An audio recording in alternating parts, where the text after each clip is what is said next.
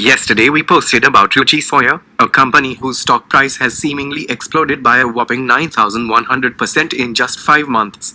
So if you are looking to understand how all of this transpired, listen to this episode.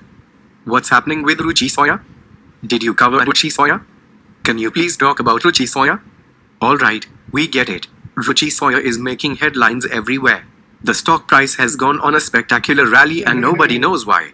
However, before we dive headfirst and try to work out this little mystery, perhaps it's prudent to gain some context. Ruchi Soya is one of the largest FMCG companies in this country. They process crude palm oil and turn it into refined oil. You've probably heard of the brands Nutrela, Sunric or Mahakosh. That's all Ruchi Soya. But the company has had a topsy-turvy journey this past decade. Back in October 2011, Indonesia raised export duty on crude palm oil.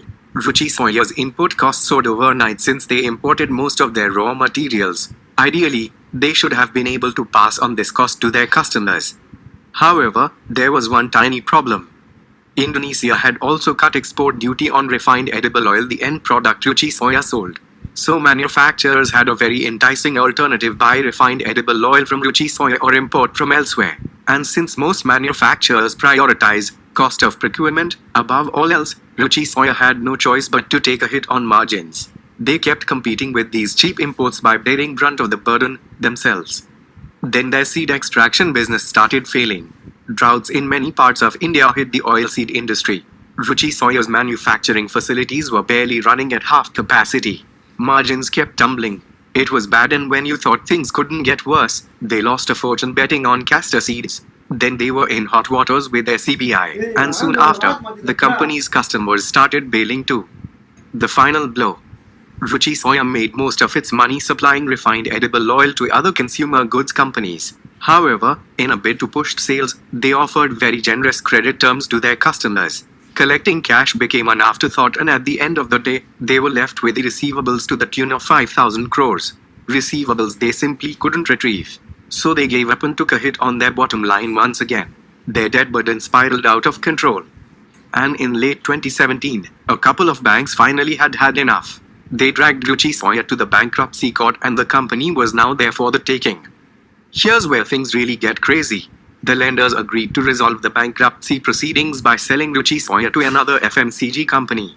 Patanjali and Adani Wilmar were top contenders. Eventually, though, Patanjali won out. They acquired 99% of the company and settled approximately 4,000 crores in dues. While this might look like an exorbitant sum, know that Ruchi Soya Collectively owed approximately 9,000 crores, meaning the creditors only retrieved half their dues. The other half was, well, lost forever. But wait, we are not done yet. Putting up 4,000 ODD crores is no easy task, and Patanjali did not have the resources to buy Ruchi Soya upfront.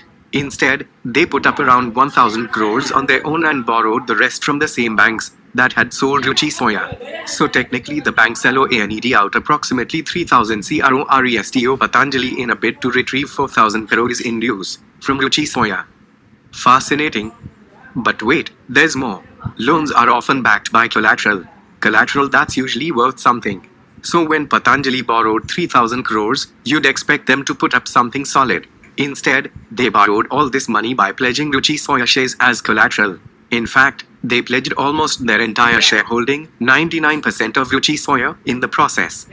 Bottom line, they borrowed 3,000 crores using shares of a bankrupt company, and banks complied because, well, we don't know. Nonetheless, Ruchi Soya was all set to re-emerge under a new promoter group and take a stab at re-emerging from the void once again.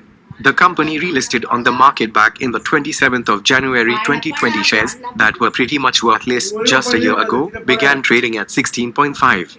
Perhaps people expected Ruchi Soya to turn the tide, but then in almost spectacular fashion, the company's stock price rallied by a whopping 9,100% from 16.5 to 1500 in approximately 5 months. Ruchi Soya had defied all odds. A week ago, the company was worth 44,700 crores times.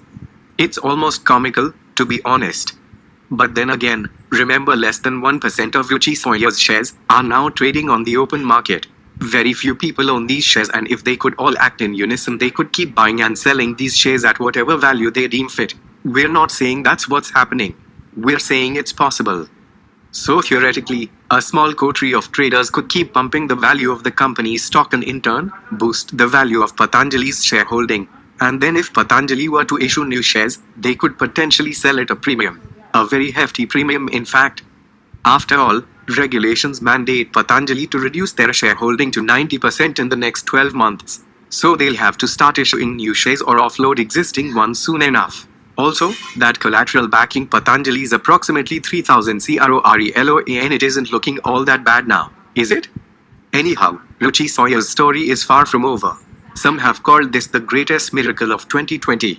Others have called for an investigation into the rapid rise in the company's stock price. But no matter how you look at it, this is a story that's definitely worth talking about, and now you know why.